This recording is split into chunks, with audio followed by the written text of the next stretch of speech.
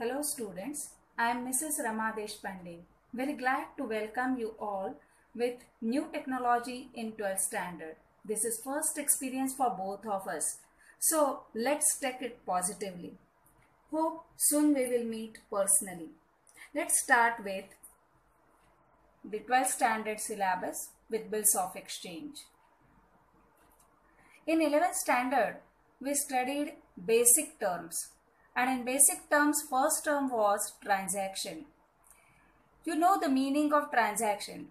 Any type of business activity is known as transaction. And transactions are mainly divided in two types, cash and credit. Cash transaction means the transaction in which payment is made on the spot. And credit transaction means where postponement of payment takes place, means in future date payment takes place. In India, instruments of credit have been in used since time immemorial. Means when there is credit transaction, always surety must be wanted from both the parties, and for that they prepare some type of documents. In olden days, they preferred to prepare hundis. Hundis are written in Indian languages and have a large variety. Nowadays, in India, we prefer check, promissory note and bill of exchange as credit documents. And these documents are protected by Negotiable Instrument Act 1880 first. You are very well aware of check. Promissory note, you may be know or not know, but bills of exchange is very new term for all of you. And all these are negotiable instruments. What do you mean by negotiable? Negotiable means transferable and instrument means document. These are legally accepted instruments, also known as trade currency or letter of credit.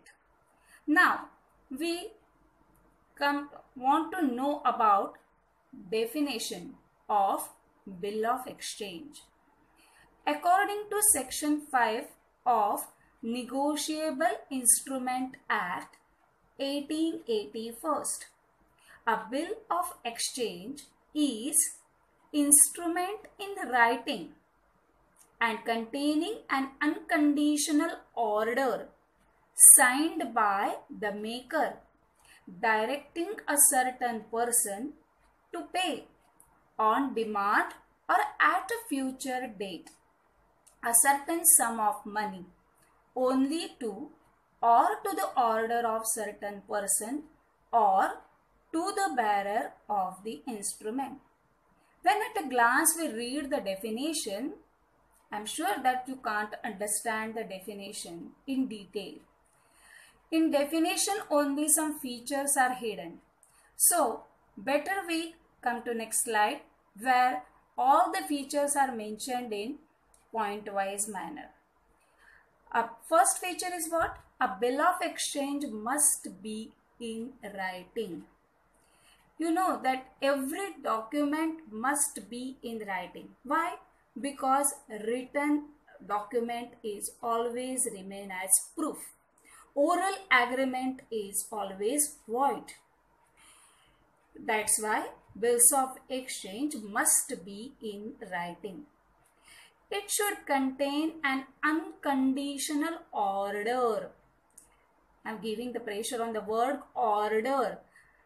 To pay and not a request. Means in this document, the maker gives order to the other party to pay the money. There is no request. It must be signed by maker.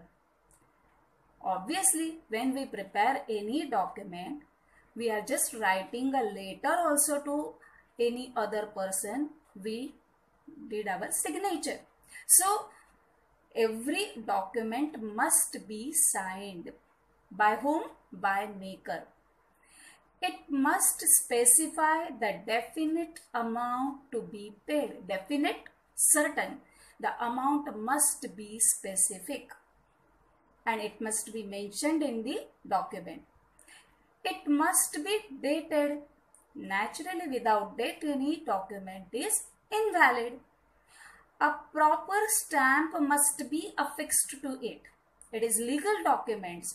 So that's why, according to Indian Stamp Act 1899, this document must be stamped. It must be accepted by the party on whom it is drawn. Means the maker prepares the document and hand over to other party.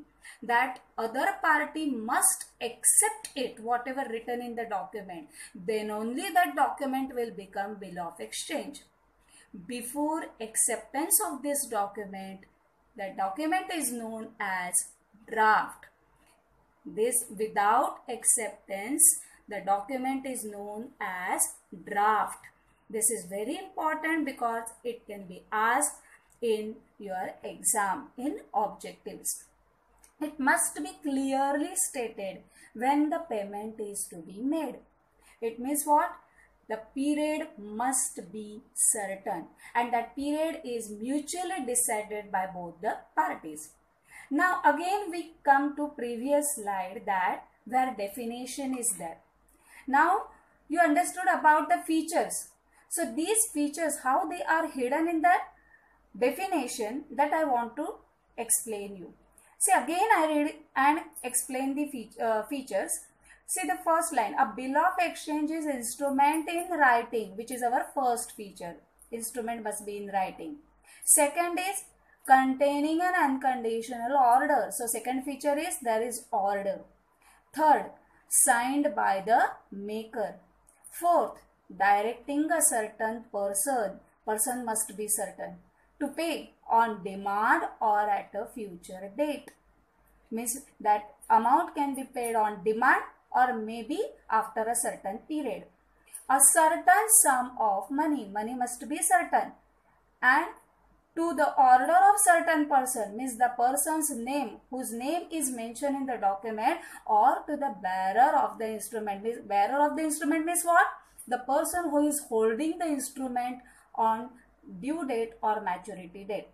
These last three words, bearer of the instrument, makes this document a negotiable instrument, means transferable instrument.